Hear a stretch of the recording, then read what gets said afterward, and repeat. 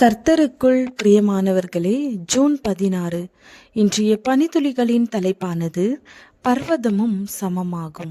வசனம் யாத்திராகமம் 14வது அதிகாரம் 14வது வசனம்.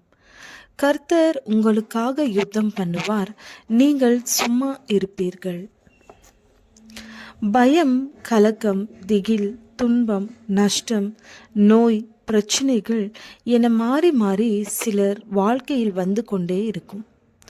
1993ஆம் ஆண்டு முன்னாள் அமெரிக்க ஜனாதிபதி பிராங்க்லின் ரூஸ்வெல்ட் தனது தொடக்க உரையில் நாம் பயப்பட வேண்டிய ஒரே விஷயம் பயம் மட்டுமே என கூறினார். குழந்தைகளுக்கு இருள் பயம் என்றால் வாலிபர்களுக்கு மேடை பயம். பெரியவர்கள் பெரிய ஆபத்தில் சிக்கிக்கொண்டால் மீண்டும் அப்படி ஆகுமோ என பயம். இப்படிப்பட்ட பெரிய பர்வதங்கள் இன்று நம் வாழ்க்கையில் காணப்படலாம். அவை எவ்வளவு பெரியதாக இருந்தாலும் தேவன் நம்மோடு இருக்கும்போது அவைகளை சுலபமாக கடந்து விடலாம். அப்பொழுது மோசே ஜனங்களை நோக்கி, பயப்படாதிருங்கள், நீங்கள் நின்று கொண்டு இன்றைக்கு கர்த்தர் உங்களுக்கு செய்யும் ரட்சிப்பை பாருங்கள். இன்றைக்கு நீங்கள் காண்கிற எகிப்தியரை இனி என்றைக்கும் காண மாட்டீர்கள். கர்த்தர் உங்களுக்காக யுத்தம் பண்ணுவார், நீங்கள் சும்மா இருப்பீர்கள் என்றான். அவை நம் முன்னே சமபூமியாக இப்போதே மாறும்.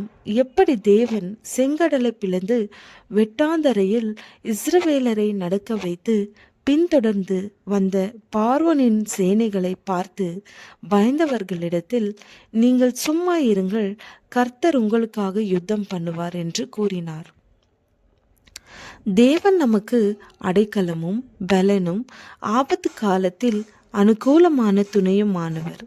ஆகையால் பூமி நிலை மாறினாலும் மலைகள் நடுசமுத்திரத்தில் சாய்ந்து போனாலும் அதன் சலங்கள் கொந்தளித்து பொங்கி அதன் பெருக்கினால் பர்வதங்கள் அதிர்ந்தாலும் நாம் பயப்படும் ஒரு நதியுண்டு.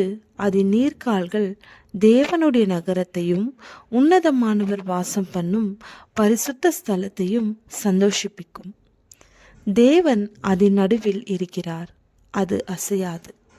அதிகாலையிலே தேவன் அதற்கு சகாயம் பண்ணுவார்.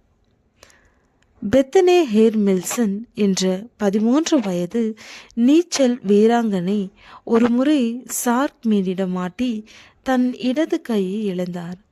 அவர் பயப்படவே கூடாது என்று முடிவு செய்து செயற்கை கைகளை பொருந்தி பிற்காலத்தில் தேசிய அளவிற்கு பங்கு பெற்று ஜெயத்தை பெற்று கொண்டார். பிள்ளைகளே, நீங்கள் தேவனால் உண்டாயிருந்து அவர்களை ஜெயித்தீர்கள். ஏனெனில் உலகத்தில் இருக்கிறவர்களிலும் உங்களில் இருக்கிறவர் பெரியவர். 1 யோவான் 4வது அதிகாரம் 4வது வசனம். அவர் நமக்காக யுத்தம் பண்ணுவார். ஜெபம்.